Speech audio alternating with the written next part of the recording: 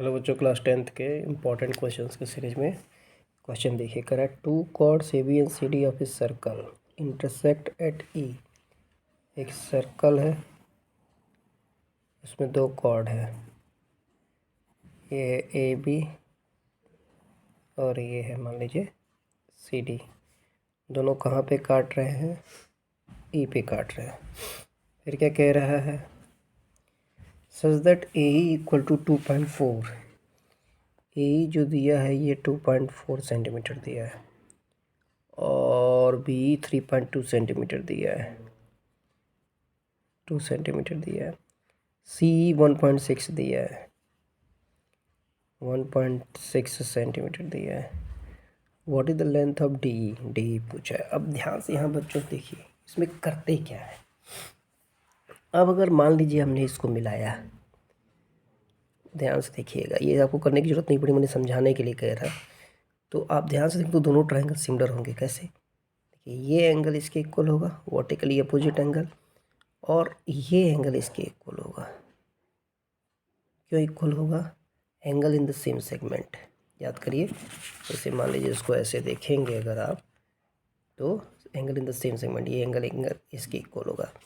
यानी कहने का मतलब ये कह सकते हैं आप कि एंगल ए ई सी जो इक्वल है एंगल डी ई बी के इक्वल है, और angle E A D, angle E A C equal है एंगल ई डी बी के। यहाँ रीजन क्या लिखेंगे? Angle in the same segment, angle in the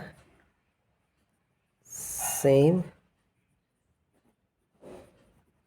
segment. यहाँ क्या लिखेंगे? Vertically opposite angle. दो एंगल इक्वल हो जाते हैं तो दोनों ट्रायंगल क्या हो जाता है? सिमिलर हो जाता है।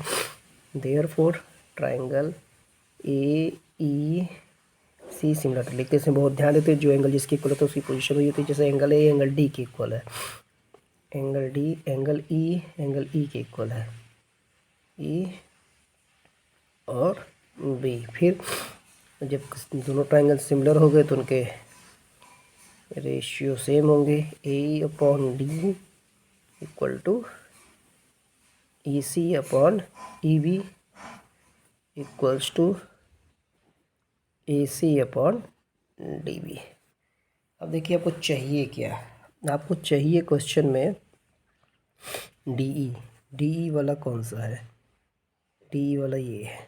बाकी खोजिए, ई बी दिया ही है, ई बी दिया ही है, और ई सी भी दिया है। इसी से आपका काम चल जाएगा, इतने से। ठीक, तो अब यहाँ पे ए ई की वैल्यू है 2.4, डी आपको निकालना है। ई सी कितना है? ई सी है 1.6, ई बी कितना है? 3.2। देखिए, पॉइंट हटाएंगे, 16 बन जाए 16, 16 टू 28। डी कितना आ जाएगा? 2.4 इंटू 2, 4.8 सेंटीमीटर।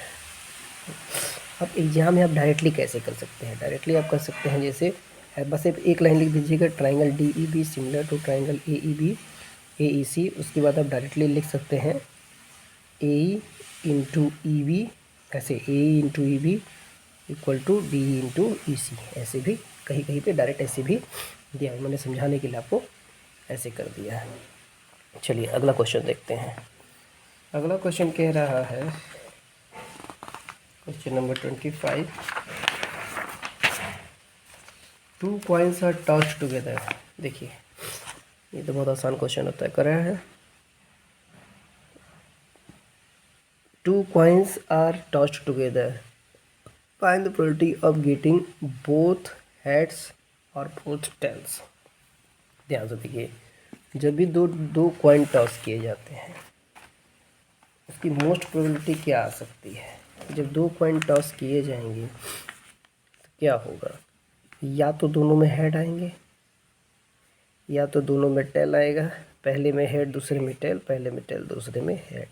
यानी मैक्सिमम आउटकम कितना हो गया? 4 हो गया।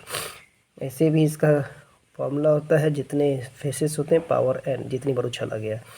2 इसके फेसेस होते, 2 बार 2 कॉइन है इसलिए 4, टोटल 4 इसके आउटकम हो गए। Find the probability of getting both heads और बोथ टेल। देखिए बोथ हेड फॉर्मूला जरूर लिखेंगे आप 2 नंबर वाले क्वेश्चन में।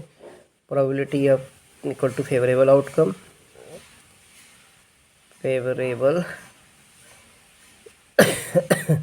Outcome upon total outcome.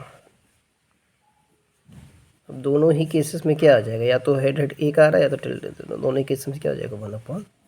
ये आपका आंसर हो जाएगा। सैंपल स्पेस लिखने के बाद तब करेंगे। ठीक, अब यहाँ देखिए क्वेश्चन क्या कह रहा है। क्वेश्चन नंबर 26, बहुत ध्यान से देखिएगा बच्चों। क्वेश्चन 26 कह रहा है, जितना ज़्यादा क्वेश्चन लगा लिया जाएगा। Find HCF LCM of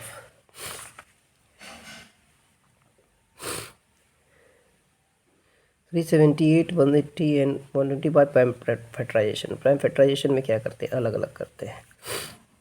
question 26 है, 2 से काटिए।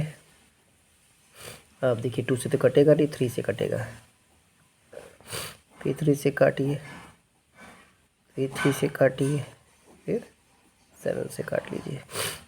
180 को काटिए 2 से, 90 times, 45 times, 15 times, 5 times, 1 time.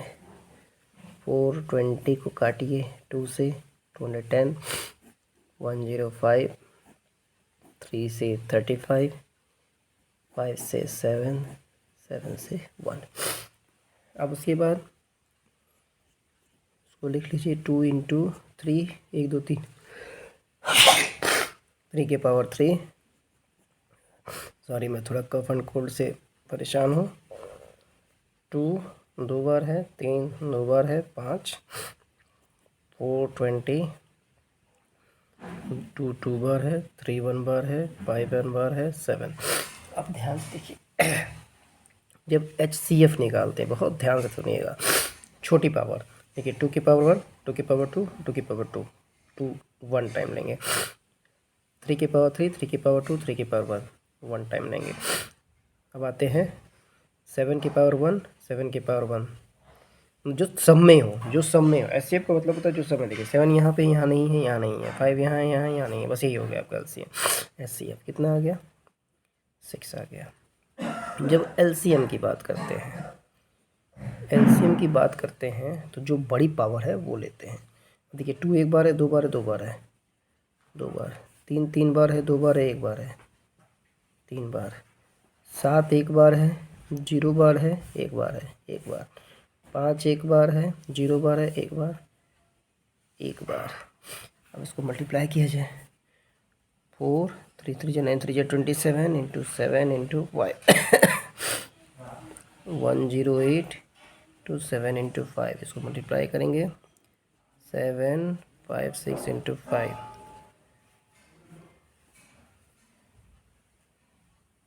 ये आ गया 3780।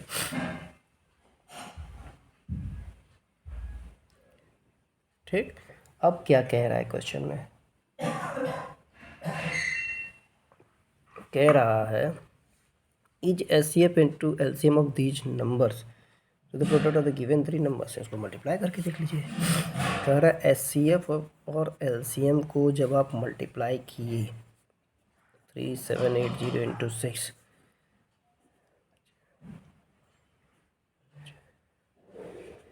ये आ गया।